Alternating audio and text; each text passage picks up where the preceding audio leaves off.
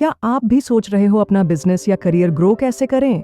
या फिर आप कंफ्यूज्ड हो कि लोग एप्पल, टेस्ला जैसे ब्रांड्स के लिए इतना क्रेज क्यों दिखाते हैं? तो दोस्तों, जवाब छुपा है एक सिंपल सवाल में, व्हाई। आखिर आप कर क्या रहे हो और क्यों? आज के इस वीडियो में हम बात करेंगे साइमन सिनेक की best selling book start with why के बारे में, जिसने दुनिया के टॉप लीडर्स और सक्सेसफुल कंपनीज का एक सीक्रेट रिवील किया है। लोग आप क्या करते हो उससे इंस्पायर्ड नहीं होते, वह क्यों करते हो उससे कनेक्ट करते हैं। अगर आप चाहते हो कि लोग आपके आइडिया, प्रोडक्ट या मिशन से ट्रूली इंस्पायर हो जाएं, तो यह वीडियो आपके लिए गेम चेंजर हो सकता है। चलिए शुरू करते हैं। A word that doesn't start with why. Simon Sinek कहते हैं, लोग क्या करते हैं और कैसे करते हैं उससे ज्यादा इंपॉर्टेंट है कि क्यों करते हैं। यानी हर बिजनेस, लीडर या ऑर्गेनाइजेशन को अपने व्हाई से शुरू करना चाहिए। वही उनकी असली आइडेंटिटी है। हम जो देखते हैं वह सच नहीं भी हो सकता। साइमन एक स्टोरी बताते हैं। 1933 में एक लीडर पावर में आए जिसका डिस्क्रिप्शन ऐसा लगता है जैसे जॉन एफ कैनेडी हो, पर वो थे एडोल्फ हिटलर। हम असम्पशंस बना लेते हैं इनकम्प्लीट इन्फो के बेसिस पर। जैसे लोग सोचते थे दुनिया फ्लैट है, इस अजम्पशन ने उनकी दुनिया की सोच को लिमिटेड कर दिया। जब तक हमें एक छोटी सी इंपॉर्टेंट डिटेल नहीं मिलती, हम गलत कंक्लूजन्स ले लेते हैं। यही बिजनेस और डिसीजन मेकिंग में भी होता है। बहुत बार हम डेटा कलेक्ट करते हैं, एडवाइस लेते हैं, फिर भी रिजल्ट गलत निकलता। बेस्ट रिजल्ट सिर्फ डेटा से नहीं मिलता, उससे पहले असम्पशंस को समझना और टेस्ट करना पड़ता है। गट फीलिंग और लॉजिक का एक बैलेंस होना चाहिए। अमेरिकन फैक्ट्री में कार डोर को मैलेट से ठोक के फिट करते हैं। जापानीज फैक्ट्री में डोर पहले से डिजाइन ही ऐसे होती है कि परफेक्ट फिट हो। अमेरिकन अप्रोच है फिक्स द प्रॉब्लम लेटर और जापानीज अप्रोच है design it right from the beginning. Great leaders outcome design करते हैं, जुगाड़ नहीं। लॉन्ग टर्म सक्सेस वही पाता है जो हर डिसीजन वाई से स्टार्ट करता है। Carrots and sticks, manipulation versus inspiration. लोगों को इन्फ्लुएंस करने के दो तरीके हैं, मैनिपुलेट करो, इंस्पायर करो। मैनिपुलेशंस के examples, price drop, discounts, fear, peer pressure, flashy features, limited time offer. Short term में तो मैनिपुलेशन काम करता है, लेकिन लॉन्ग टर्म लॉयल्टी नहीं बनाता। एग्जाम्पल, वॉलमार्ट लो प्राइस स्ट्रैटेजी पे बिल्ट है, लेकिन रेपुटेशन और एम्प्लॉई ट्रीटमेंट पे नेगेटिव इम्पैक्ट आया। अगर आपको नहीं पता आपके कस्टमर या एम्प्लॉई आपके साथ क्यों हैं, तो आप बस मैनिपुलेट कर रहे हो, इंस्पायर नहीं।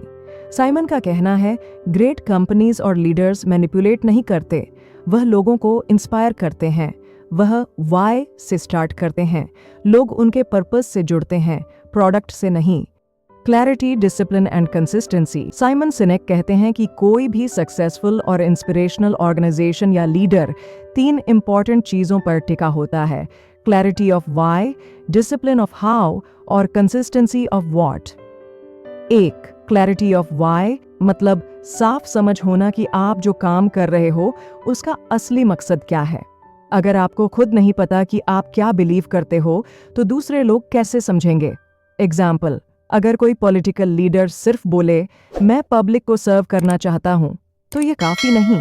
लोग तब फॉलो करेंगे जब उन्हें लगे कि लीडर किसी बड़े कॉज के लिए काम कर रहा है। डिसिप्लिन ऑफ हाउ मतलब आप कैसे अपने वाई को रियल लाइफ में लाते हो। ये आपके वैल्यूज, सिस्टम्स और प्रोसेसेस होते हैं। सिर्फ इंटेग्रिटी, ऑनेस्टी जैसे नाउन्स लिख देना काफी नहीं, उन्हें एक्शनेबल वर्ब्स में बदलना जरूरी है, जैसे always do the right thing. तभी आप अपने टीम को अकाउंटेबल रख सकते हो और कल्चर बना सकते हो। कंसिस्टेंसी ऑफ व्हाट आपका हर action, product, marketing, hiring, culture, सब कुछ आपके वाई से मैच होना चाहिए, तभी लोग आपको ऑथेंटिक मानेंगे। एग्जाम्पल, एप्पल का हर प्रोडक्ट इस बात को रिफ्लेक्ट करता है कि वो स्टेटस क्वो को चैलेंज करते हैं, इसलिए लोग उनके साथ भावनात्मक रूप से जुड़ते हैं। साइमन सिनेक के गोल्डन सर्कल के अकॉर्डिंग, वाई बिलीफ आपका कॉज, हाउ एक्शन आपका प्रोसेस, व्हाट रिजल्ट जो आप बनाते या करते हो, और यह तीनों एक ही सीक्वेंस में होने चाहिए। हमेशा वाई से शुरू करो। साउथवेस्ट एयरलाइंस का एग्जाम्पल, उन्होंने एयरलाइन इसलिए स्टार्ट की क्योंकि वो कॉमन मैन के चैंपियन बनना चाहते थे। वाई, हर आदमी को एयर ट्रैवल एक्सेसिबल बनाना। How? Cheap, simple, fun flying experience. What? Budget friendly, no frills flights. इसी बिलीफ के वजह से उनके कस्टमर्स लॉयल हुए, जबकि डेल्टा और यूनाइटेड एयरलाइंस ने सेम मॉडल कॉपी किया, टेड, सॉन्ग, लेकिन उनका वाई क्लियर नहीं था, इसलिए वो फेल हो गए।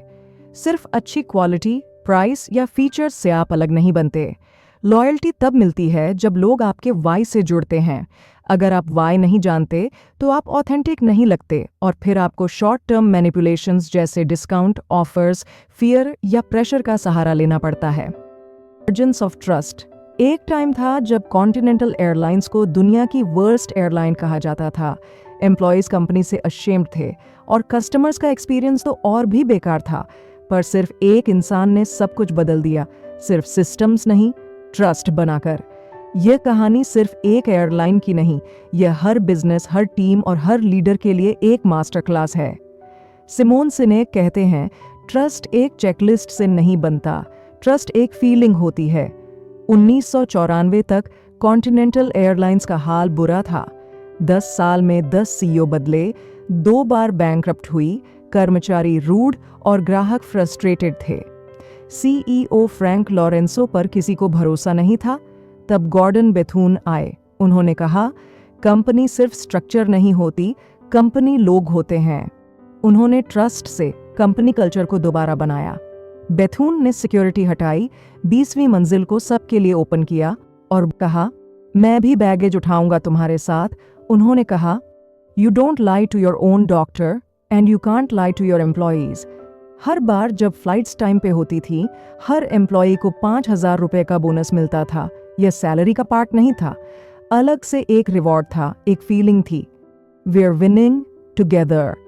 सिनेक कहते हैं, इंसान सबसे स्ट्रॉन्ग स्पीसीज नहीं है, हम सक्सेसफुल हैं क्योंकि हम कल्चर्स बनाते हैं। Culture is equal to common believes plus shared values. जहां वैल्यूज मैच होती हैं वहां ट्रस्ट बनता है। जैसे फ्रांस और अमेरिका दोनों अलग कल्चर्स हैं, बेटर और वर्स का सवाल ही नहीं उठता। वैसे ही हर कंपनी एक कल्चर है, तो स्किल्स से पहले बिलीव्स मैच करो।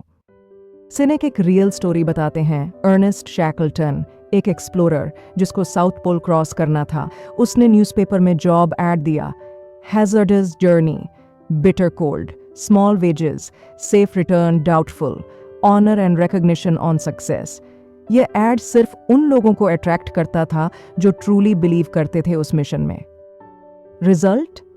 पूरा क्रू एंटार्क्टिका में 10 महीने अटका, शिप डूब गई, पर एक भी डेथ नहीं हुई।